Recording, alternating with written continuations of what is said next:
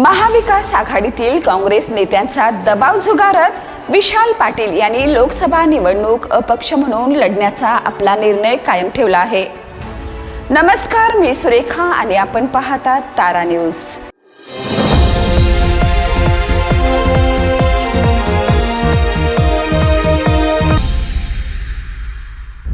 विशाल पाटील सांगलीतून महाविकास आघाडीचे उमेदवार चंद्रहार पाटील यांच्या विरोधात अपक्ष निवडणूक लढवत आहेत। त्यांनी उमेदवारी अर्ज दाखल केला असून पूर्ण ताकदीनिशी प्रचार सुरू केला आहे। विशाल पाटलांना या निवडणुकीसाठी लिफाफा हे चिन्ह देखील मिळालं आहे। विशाल पाटील यांनी आज 23 एप्रिल रोजी त्यांच्या कार्यकर्त्यांमध्ये प्रचार साहित्याचं वाटप केले। सांगलीत भाजपा उमेदवार आणि विद्यमान खासदार संजय काका पाटील, ठाकरे गटाचे चंद्रहार पाटील आणि विशाल पाटील यांच्यामध्ये तिरंगी लढत होणार आहे। विशाल पाटील यांना उमेदवारी अर्ज मागे घ्यावा यासाठी काँग्रेसने विशाल पाटलांची मनधरणी देखील करण्याचा प्रयत्न केला। मविया नेत्यांनी देखील त्यांना समजवण्याचा प्रयत्न केला, मात्र विशाल पाटील अपक्ष निवडणूक लढण्यावर ठाम आहेत। दरम्यान पक्षविरोधी भूमिका घेतल्यामुळे काँग्रेस पक्ष विशाल पाटील यांच्यावर कारवाई करण्याच्या तयारीत आहे। काँग्रेस प्रदेशाध्यक्ष नाना पटोले यांनी काही वेळापूर्वी विशाल पाटील यांना कारवाईचा इशारा देखील दिला आहे। धर्मनिरपेक्ष मतांचं विभाजन होणार नाही याची आम्ही काळजी घेत आहोत। लोकांनी देखील तसा निर्णय घेतला आहे। मताचं विभाजन होऊन देणार नाही असं लोकांनीच ठरवलं आहे।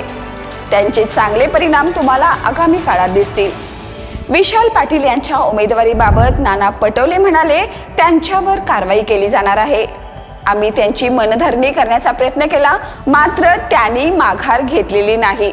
त्यांना कुणीतरी फोर्स लावते असं चित्र तरी सध्या पाहायला मिळत आहे। येत्या 25 एप्रिल रोजी आम्ही सांगलीतील पदाधिकारी आणि कार्यकर्त्यांबरोबर बैठक होणार आहे।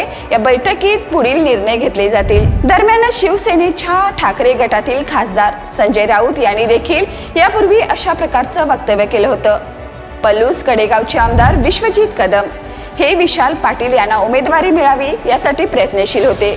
तसेच कदम आणि पाटील सांगली लोकसभेच्या उमेदवारीसाठी 2 वेळा दिल्लीवारी करून आलेत। त्यांनी महाराष्ट्र काँग्रेसच्या वरिष्ठ नेत्यांची देखील भेट घेतली। त्यावरून संजय राऊत म्हणाले होते की विशाल पाटलांचे पायलट कोणीतरी दुसरेच आहे। पायलट नेतील तिकडे विशाल पाटील जात आहेत। आता त्यांचं विमान गुजरातला देखील उतरू शकते। यावर प्रकाश आंबेडकर पाटलांना म्हणाले, हिम्मत असेल तर अपक्ष लढा। दुसऱ्या बाजूला विशाल पाटील यांचे मोठे बंधू आणि माजी खासदार प्रतीक पाटील हे देखील भावाला उमेदवारी मिळावी यासाठी प्रयत्न करत होते। दरम्यान प्रतीक पाटील यांनी वंचित बहुजन आघाडीचे प्रमुख प्रकाश आंबेडकर यांची देखील भेट घेतली होती। त्यानंतर वंचित बहुजन आघाडीने सांगलीत विशाल पाटील यांना पाठिंबा जाहीर केलाय। प्रकाश आंबेडकर म्हणाले, विशाल पाटील सांगलीतून अपक्ष लढले तर आम्ही त्यांना पाठिंबा देऊ आणि निवडूनही आणू। प्रतीक पाटील मला भेटून गेले। त्यांनी मला विचारलं की सांगली लोकसभेचं काय करायचं। मी त्यांना म्हटलं, तुमच्यात हिम्मत असेल तर निवडणूक लढा। तुम्ही लढला तर आम्ही तुम्हाला पाठिंबा देऊ। आता आम्हाला बघायचंय की त्यांच्यात हिम्मत आहे की नाही। ते लढले तर आम्ही त्यांना नक्कीच पाठिंबा देऊ आणि निवडूनही आणू असा आम्ही त्यांना शब्द दिलाय। दरम्यान विशाल पाटील अपक्ष लढल्यामुळे महाविकास आघाडीच्या मतांचं विभाजन होऊन भाजपा उमेदवार संजय काका पाटील यांनाच फायदा होऊ शकतो।